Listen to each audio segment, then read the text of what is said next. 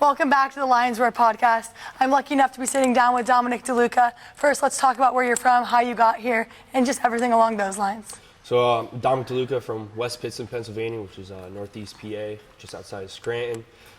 Grew up a huge Penn State fan growing up. I mean, came to one of the first whiteouts in 2005, I believe, against Ohio State.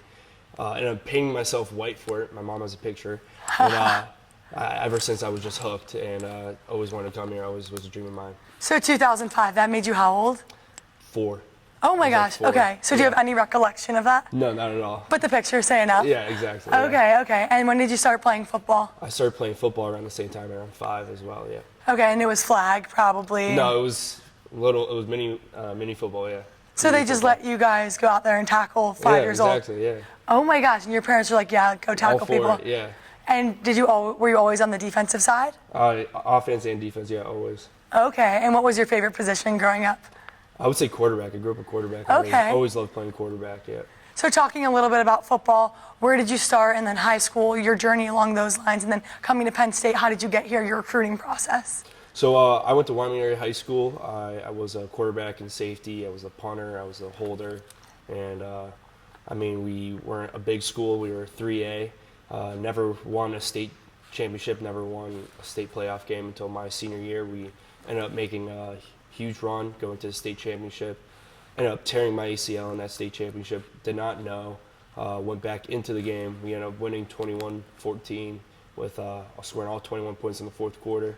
Coach Franklin was actually at the game, and I ended up getting a preferred walk-on from him. No scholarship growing up. Was always an under-recruited athlete, and just took my opportunity to come here as a walk-on and make a name for myself. So Coach Franklin was at the game you tore your ACL in, Yeah. and scored 21 points in the fourth quarter. Mm-hmm. How did that whole conversation go? Like maybe was the bus ride home, or? It was just a surreal feeling. Winning Okay. a state championship, especially kids from Wyoming Area High School, like small school PA, never would have thought about it. Even if you told us that in the summer we're going to win the state championship, I told you we were crazy. Really? I never expected it. And you were the quarterback on that team? Yes, I was. Okay, and then did you also play on the defensive side of the ball? Yeah, I was a safety, yep. Okay, and when Coach Franklin was there recruiting you, how did he end up getting your contact? I actually went to camps earlier that summer, so Okay. I ended up getting on their radar then. He ended up coming to our game that day, and it was actually 5 years ago yesterday, the day of the Big Ten Championship. Oh my gosh. Yeah. Okay, and what is your favorite thing about maybe Coach Franklin's coaching style or just the way he recruits athletes in general? He cares about us as a whole. Even life after football, he always says take care of, make those connections as Penn State alumni. We have such a big alumni core here at Penn State, and just making those connections is going to help you in the long run. Definitely. And what's your favorite thing about Penn State as a university? I would say just like the alumni again. You're going to find everyone that went to Penn State on West Coast, East Coast, everywhere around the country, everywhere in the world. Honestly, you can get hired easily with just having a Penn State degree.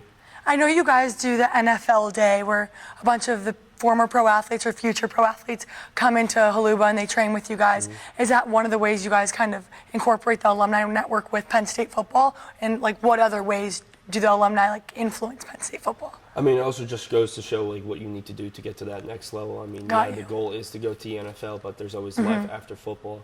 Coach Franklin always emphasizes it a lot to us. The average NFL career is 3 years. So, that's what you're going to do after that. You need to have a degree to give you somewhere to go. How important are academics, seriously. So you are studying agricultural business. Talk to me about what that's been like and maybe where you plan to take that in the future, or what's been cool, maybe the downsides, everything. Just learning the ins and outs of the ag business world. It's very similar to a regular finance degree, but just in the agricultural world. I'm not sure what I want to do with it yet. I have a bunch of different ideas, and right now I'm just really focused on my football career. I want to go back and talk about how you came here as a preferred walk-on, and now you are a captain, and you've been a captain for the past 2 years. That's an incredible story. What kept you motivated when you were a walk-on to now be the captain and leader that you are on the team today? Well, even talking to the older guys, and Coach Franklin even says it. Being on D squad, being on the practice squad, you have to have that mentality of you got to make them better, you got to make the offense better, you got to make the defense better. So I took it upon myself to make the tight ends better because I was a defensive guy. So I was going up against like all those big names, Tyler Warren, Britton Strange, Theo Johnson, going up against them every day in practice. I mean, trying to make them better and also made me better at the same time. What did that look like maybe when you're in practice or in your scrimmages? I mean, you could tell who loved defense and who didn't love defense, who also loved the practice squad and who didn't love the practice squad. So I mean, just being able to buy in that way helped me a lot in the long run. I like what you said there about loving defense. So coming in, you obviously only played both sides of the ball, but a lot of offense. What makes defense special, and why are you sticking with that? I mean, I love defense because I like hitting people. I mean, at the end of the day, that's what it came down to. I mean, they told me I had a great opportunity to play defense here, so I'm like, all right, that's why I'm going to buy into it. So when you came here, did you expect to be middle linebacker, correct? No, I actually came in as a safety. So like I was a pretty small guy. I was like 210 pounds or like 200 pounds coming in. And now? And now I'm 230. So they told me to, literally right before spring ball happened, they're like, oh, you're moving to linebacker. You have to put on 20 pounds. Okay. Like, oh, awesome. So it took me a couple years to do so, but now I'm here. And you like it? Yeah, I love it. I'm loving linebacker. Okay, and this is one of my favorite videos. I remember seeing it, I think when I was being recruited here, and I was like, oh my gosh, that's so cool. They just gave him a full scholarship in front of everybody. And I feel like a lot of the time in college sports, like scholarships are kind of hidden. It's like, oh, how much money do you have? And yeah, like that was kind of like that. But can you explain that moment for you when he told you you are now on a full ride scholarship and kind of what that meant and the testimony it spoke to all the hard work you put in years prior? I mean, it was a crazy moment. I was not expecting it at all. It was like I wasn't expecting a scholarship at all. I mean, I knew I was playing kind of good football, but wasn't expecting it the day kind before. Kind of good football. Yeah, I was getting in a little bit, so I was like feeling good about myself. But like I wasn't expecting it the day before the Rose Bowl. Like, oh, we're about to play a game. Like, not worried about that. Maybe like next semester I'll get it or something. And the day before he had that big slide up, and I mean, it was just a surreal feeling. I mean, hearing the guys go crazy too after they announced it was like heartwarming. I mean, they always saw how hard I worked. I'm just happy that I was able to make them proud. Makes you like really paid off there, huh? Yeah, it did. So you talked about the way your teammates kind of yelled for you and screamed for you. What did that mean to you to just show that they like genuinely loved and cared about you and just the offer you were receiving in that moment? I mean, it's a brotherhood in the locker room. I mean, the way we go about it every day. I mean, we're with each other 14 hours a day, so like, we end up getting very close. And I mean, just be able to show like they're happy for me. I mean, it was awesome. Was there anybody else who received the same offer as you that day, or was it only you? No, it was only me that day. Yeah. That's really special. So, what was like the post phone call with your parents, or did they already know? They were there. They were What? there for the game. So like after the meeting, I went to them and told them. I mean, it was crazy. Gave the call back home. It was like midnight back home because it was like 9 p.m. in Cali. So I was like waking people up, letting them know, and they were so excited about it. Oh my gosh! So what did that mean to you and your family? I mean, it was a dream come true. I mean, I always grew up a Penn State fan. Being able to play or just be able to wear the blue and white was an honor. I mean, and now being a scholarship player and eventually becoming a captain was awesome. Yeah, eventually becoming a captain. What does it mean to you to be a captain on this team? Because obviously a bunch of your teammates do look up to you. So explain kind of the role of leadership you have and what great leadership looks like on the Penn State football team. I mean, the way I see my leadership is just putting your head down and doing the work and lead by example. I mean, that's what I try to do the most. I mean, and be vocal when you need to. That's how I always see it. But just being able to keep your head down and work through all the hard times, and even when the light's not on, you gotta be able to work hard and make sure you make those plays and show who you could be.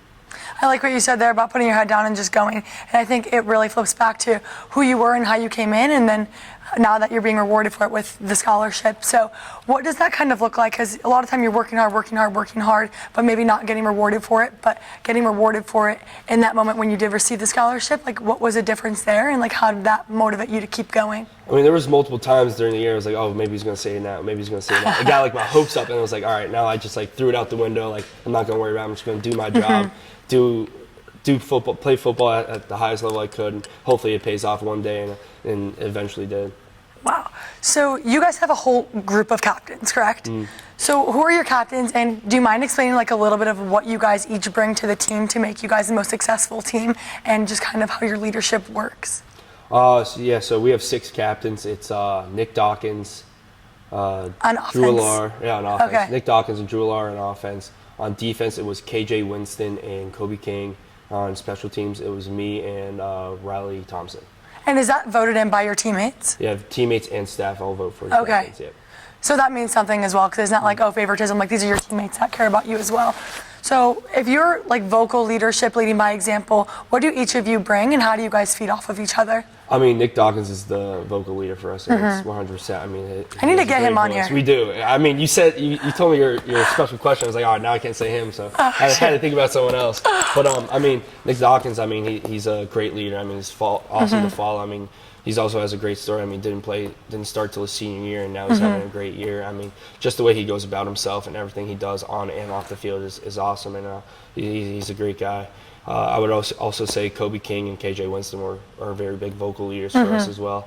Riley Thompson, Drew Villar, and I are probably the more like lead by example and show how to put your head down and work. Yeah. I kind of want to talk a little bit about your team. And you just played in the Big Ten Championship. First one that you've played in the past 4 years. What was that moment like? How cool was it? I mean, that was crazy to be able to go to Indy and play in the Big Ten Championship and be able to bring that home. I mean, didn't go our way, but at the end of the day, it happens. But now we're ready for playoffs and hopefully have a big run. So a 12-team playoff. I think this might be just my personal opinion, but I cannot believe that we haven't gotten to this until literally this moment. How excited are you guys? I mean, we're so excited. I mean, it's a great feeling. I mean, of course, the year we're top 4 in the country, we go to a 12-team playoff now. So I was just talking about that this morning. Yeah. I was like, wait, would they have made it? I think they would have. Yeah, we would have. I mean, being able to have this opportunity now is awesome. I mean, playing different teams we probably would have never played before, and having SMU come to Beaver Stadium in December it's going to be fun. So cool. And what does leadership look like? So after the game from Oregon yesterday, what does this look like going into these next few weeks? And how are we rallying the team back together to do what you guys want to do and accomplish those goals and essentially compete for a national championship?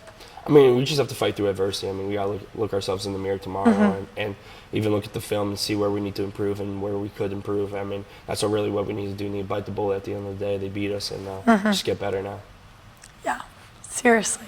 So cool. And obviously Beaver Stadium's one of a kind. Talk to me about playing in there and then kind of the contrast of going and playing in Indy this past weekend. I mean, nothing compares to Beaver Stadium. I mean, fitting 110,000 in there, it goes insane. I mean, not being able to hear on defense, could barely talk to the guy next to me, so I was like, wow, I mean, we have to figure out ways we could communicate.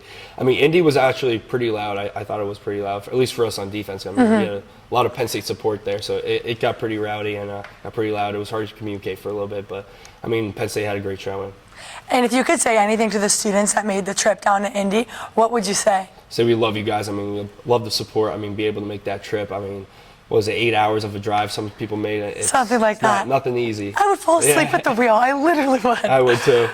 Oh my gosh. And you have just a short drive home, correct? Yeah, 2 hours. Okay. And then does that mean a lot of your family comes down for a lot of the games? Oh, every weekend. I mean, I have to get at least 5 to 10 tickets extra from other people. So my mom be putting out lasagnas as the oh bride my gosh. Yep. Your family's Italian? Yep. Okay, so is mine. What does that look like? Because I know in my family it's like, okay, we're going to cheer this loud, we're going to have this much food, and this is where we're going to have all the events. And you know what it's like. I always bring it back to Thanksgiving. Like, oh, everyone thinks you have a turkey. I mean, yeah, we have a turkey, but we have a big lasagna. Preaching to the choir, man. Yeah. Preaching to the choir. I mean, I love it. I'm not complaining. I love a good lasagna. That's so funny because when I was just at your last game, Maryland, senior day. Wait, let's talk about that for a second. Senior day. Yeah. How was that? What was that moment like? I mean, it was awesome just being able to run out to the field and see my family. It was really cool. I mean, we all loved coming to Penn State for games when we were young, and being able to be on the field now as a player was really cool. Yeah, so cool. And then for senior day, you do have another year of eligibility. We're not going to talk about that, but what did it feel like to be a senior and just knowing like this could be the last time you do play at Beaver Stadium? Knowing that Michigan just beat Ohio State, so you are playing for a Big Ten championship. I mean, it just didn't feel real. I mean, 4 years in Beaver Stadium went by in a blink of an eye. And I didn't believe the older guys saying, oh, take it all in, take it all in. And I'm like, wow, like now I actually have to take it all in. So now before every game, I honestly like take a look around, like take the atmosphere in, making sure I actually take in what they all said. So what does it mean that now you get to play in Beaver Stadium one more time? I mean, being able to bring a home playoff game is huge. I mean, I'm excited to see. I'm pretty sure they just called it a whiteout too. I'm pretty much just the nice whiteout conditions, yeah. Oh my gosh, I haven't been on my phone, but no way. Yep. Oh, that's going to be so cool. Hopefully people go buy a white coat because it's not going to be warm. Yeah. No, but it's nice out today, so it maybe. It was pretty warm. Yeah. Oh my gosh. Is there a certain game in Beaver Stadium that sticks out to you the most?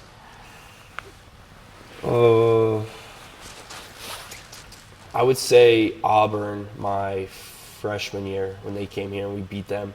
I'm pretty sure it was a whiteout, it might have been. Whiteout or a stripe out, I forget. But I mean, that was really cool, was being able to play against the SEC team in Beaver Stadium was pretty cool. So, and getting away with the win was awesome. So did you ever think the day that you tore the ACL was going to be the day that you decided you were going to play in front of 110,000 fans? No, not at all. I actually called Coach Franklin crying, saying my career's over, and he ended up calming me down and telling me it's like it's not the 90s, 80s anymore. Like, you're gonna come back bigger, faster, and stronger. So I mean, that really also bought me into coming to Penn State. Wow. Have you had any recent injuries since? Yeah, I had surgery this year as well, so I missed the game. Played with the cast on for a couple games as well. So Dog. Yeah, it was not fun. Well, you guys got through it. Great trainers and everything. Yeah, huh? we did. Yeah, they got me back healthy and ready to play. And you're ready? Yeah. Ready to go. Take it on. Always. Oh my gosh. So if you could tell the guys that maybe are in a similar position as you when you first came in as a freshman to just keep going, like, what was one piece of advice you would have for them? Even though the light's not on, you keep working. I mean, yeah, it's going to be hard. It's not going to be easy. I mean, just keep on working, keep your head down, do your job, understand the playbook, and just play hard. Yeah. Now I have to go back to senior day when I met your parents. Yeah. So cool, by the way. I literally told you, I go, you remind me so much of my dad. Because, like, you're just an Italian guy, like, so excited to watch their kid. Biggest smile on his face. Yes, biggest smile. What has their support meant to you over the past 4 years? I mean, it's awesome. They've done so much for me to get to this position, and I'm forever grateful for them. And I'm just happy I have them as parents. Exactly. And do you have any siblings? Yeah, I do. I have an older sister and an older brother. What does their support look like for you? I mean, my brother lives in Orlando, so whenever he comes in, it's a huge time. I mean, being able to see him, don't get to see him that much. My sister just moved to Philly, so she tries to come in a lot. And, I mean, they support me till the end of the time. I mean, they've always have, and I'm just happy I have them. Wow. Amazing. And okay, I have to put this plug in there because your mom told me to. Oh, God. Talk to me about your nickname, Schmoopy. Oh, God. I knew this was coming. No, you didn't. Yeah, I did. No, She always says this. She always tells everyone. There's some guys on the team that call me Schmoopy too. So No. it is from the Goldbergs. Okay. You ever watch that? Oh my God. No, I haven't. It's like the Goldbergs. She calls like her youngest son Schmoopy, and she started calling me Schmoopy. So it's like, all right. So you're the youngest? Yes, I am. Okay. Youngest of 3. So you get all the attention, kind of? Yeah, I'm the baby. Well, actually, not anymore. So my sister just said she's pregnant. So we just found out she's having a kid. So now I just dropped 2 spots. So now it's Sally, then the baby. Well, baby, then Sally. So now I'm Oh my gosh. moving down. When is the baby due? I think June. I have no idea. Are you so excited? I am. I'm really excited. Do you know if it's a boy or girl yet? No, we do Are they not. going to do a gender reveal? I don't think so. Oh my gosh, this is my niche. This is what I love talking about. Gender reveals and weddings are my favorite things. Oh my gosh, that's so exciting. Yeah. So this one, an uncle? Yeah, I'll be an uncle. And what will I call you, do you think?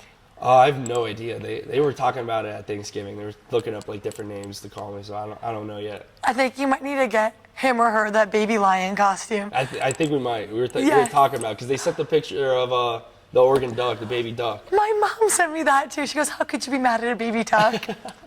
Exactly. Like, no, we're mad. I'm kidding. Oh my gosh, but so funny. She told me that. I was like, oh my God, I don't know if I could do it. She's like, just say it randomly. I'm like, I don't think I can do that. So funny. Going back to Penn State football, what does it look like to embody the pillars and standards you guys hold for yourselves? I mean, we call it LBU, Linebacker University, and there's a standard that comes with wearing LBU and being in LBU. I mean, you gotta live up to the standard, and you gotta also play up to the standard. I mean, we also hold ourselves to a high accountability. Freshmen hold us to account. We hold the freshmen accountable, and the freshmen hold us accountable. I mean, being able to have that in our room is huge for us. And just having 2 captains in the linebacker room is also huge. So, I mean, we're holding that standard and also the team standard. And we talk about living a legacy all the time here at Penn State, especially with the alumni. What does your legacy look like with this incredible story you've been able to write over the past 4 years? Just being able to make a name for myself is awesome, and also being able to do it wearing number 0 for special teams, I mean, which is also another big part of it. I mean, just being able to, any way I can leave my name in Penn State football history is awesome. Is there a significance to number 0 for their special teams? Yes, there is. So number 0 is given to like the special teams guy that represents all like the team standards, special team standards, and being like a second coach on the field for everyone. And being able to wear number 0 is a huge honor. I'm only the second person to ever wear it at Penn State. Wow, I had no idea. Yep. That's amazing. So will you be able to take that jersey home and then frame it or some sort? Yeah, I will. Yeah. Okay, so cool. And then maybe you'll be able to get your niece or nephew some Penn State gear and make hopefully, number yeah. 0 them next Yeah, time. exactly. Yeah. Yeah, literally. Is there anything else you would like to talk about, mention? I got another. Oh wait, so you were saying someone else from another team? I would say Pup from the lacrosse team. You're the second person to say that. Yes. Are you he's serious? Awesome. Yeah, he's a cool guy. Yeah. He has Okay. a butcher shop up in New York, and we talk about it all the time. Oh my gosh, so that's my second part of the question is who would you want to see and what do you want them to talk about? His butcher shop. I mean, he talks about it all the time. He does I'm pretty sure he does the social media for it too. Are you serious? Yeah. That is hilarious because the person who's on is I wanted to talk about hunting and fishing. I was Yeah. like, what? Okay, well, I'll take you up on that. Well, thank you so much for being here. I'm you really for excited having for me. what you guys have to hold in the college playoffs. Well, thank you for having me. It's going to be cool. Yeah, thank you.